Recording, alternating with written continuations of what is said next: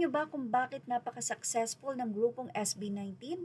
Bukod kasi sa very humble sila at very dedicated sa kanilang crafts, mayroon pang dahilan kung bakit napaka-successful nila. Well, ang SB19 po ay hindi senyorito kahit na sila ay 1Z Entertainment CEOs.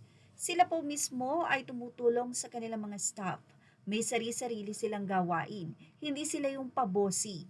At makikita po ang pruweba na ito na kapag ka talagang nagtutulungan, nagiging successful ang mga bagay-bagay.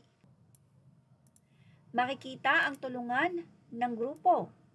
While andyan si Josh, si Ken, si Stel, kanya-kanya silang gawain. Kahit na nga, mayroon silang mga tauhan. Hands-on pa din ang SB19. Ito ang dahilan kung bakit. That's why SB19 is successful dahil na rin sa kanila nga pong determinasyon. At alam niyo po ba sa Japan, ang mga boss doon ay talagang gumagawa. Sila yung makikita mo na unang-unang gumagawa.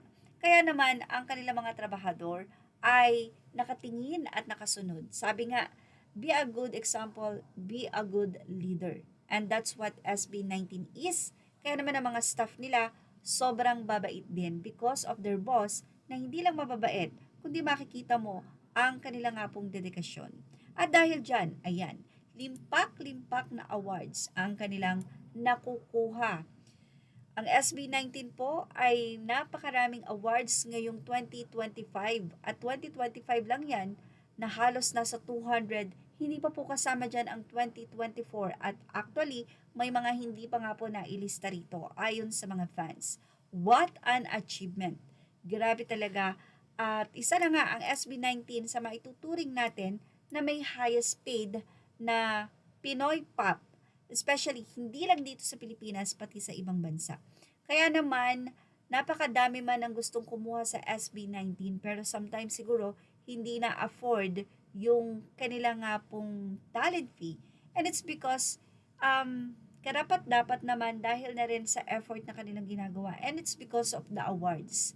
No, the more kasi na nakakakuha ng awards at nakikilala ang isang grupo or ang isang artist sa kanyang craft, the more na tumataas talaga ang kanilang talent. No, which is, nakakatulong ang SB19 lalong-lalo na sa pag-promote ng music sa ibang bansa na ang mga Pinoy ay iba talaga pagdating sa talent may ibubuga.